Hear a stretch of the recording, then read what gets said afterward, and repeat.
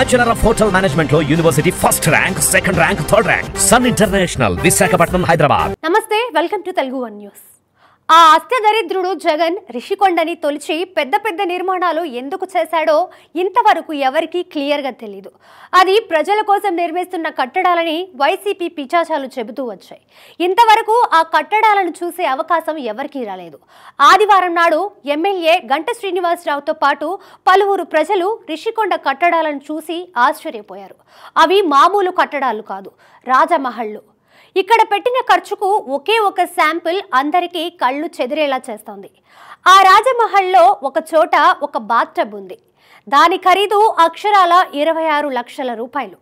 ఒక ప్రభుత్వ భవనంలో ఇంత ఖరీదైన బాత్టబ్ ఎవరి కోసం?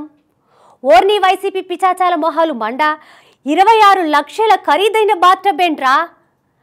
గంట శ్రీనివాసరావుతో పాటు పలువురు రిషికొండ భవనాల్లో తిరిగి చూసి ఆశ్చర్యపోయారు.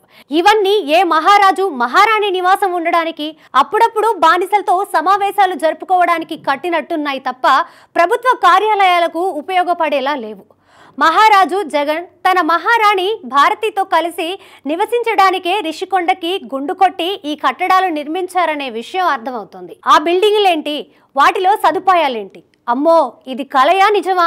మనం భూలోకంలో ఉన్నామా, చచ్చి స్వర్గానికి వచ్చామా అని అక్కడికి వెళ్ళిన వాళ్ళు అందరూ తమను తాము గిల్లుకొని కన్ఫర్మ్ చేసుకోవాల్సిన పరిస్థితి వచ్చింది. కొంచెం ఇంటర్నేషనల్ చరిత్రలోకి వెళ్దాం. ఫిలిప్పీన్స్ దేశాన్ని మార్కోస్ అనే నియంత చాలా కాలం పరిపాలించాడు.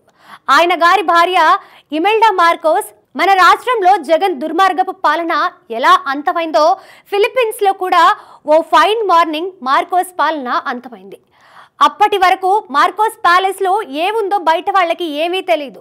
మార్కోస్ పాలన ముగిసిన తర్వాత ఆ ప్యాలెస్లోకి వెళ్లి చూసిన జనానికి కళ్ళు తిరిగిపోయేంత వైభవం కనిపించింది. మార్కోస్ పెళ్లమైన ఇమెల్డాకి వేల సంఖ్యలో చెప్పులు, వాటిని ఉంచడానికి ఒక భవనం ఉన్నాయంటే మార్కోస్ ఏ రేంజ్ లో వైభవాన్ని అనుభవించాడో అర్థం చేసుకోవచ్చు. ఇప్పుడు మన జగన్ అండ్ భారతీయులను ఆంధ్ర మార్కోస్ దంపతులుగా జనం అనుకుంటున్నారు. ఫిలిప్పీన్స్ లో మార్కోస్ మాత్రమే కాదు, ఇరాక్ లో సద్దాం హుసేన్ నియంతృత్వం ముగిసినప్పుడు, లిబియాలో నియంత గడాఫీ శకం అంతమైనప్పుడు కూడా వారి నివాస భవనాలకు వెళ్లి చూసిన ప్రజలు వామ్మో అని ఆశ్చర్యపోయారు. జగన్ ఎన్ని కష్టాలు పడుతున్నా జనం డబ్బుతో వైభవాన్ని అనుభవిస్తూ వచ్చారు ఈ నియంతలు. ఇప్పుడు మన రాష్ట్రంలో జగన్ కూడా వాళ్లకంటే తక్కువ వాడేవి కాదు అన్నట్టుగా రిషికొండ మీద భవనాలు ఉన్నాయి. ప్రజాస్వామిక నియంత జగన్ దుర్మార్గపు పాలన అంతమైపోయింది. అతని పరిపాలనలో జరిగిన ఒక్కో విషయం బయటపడడం ఇప్పుడిప్పుడే ప్రారంభమైంది. ముందు ఇంకెన్ని చూడాల్సి వస్తుందో.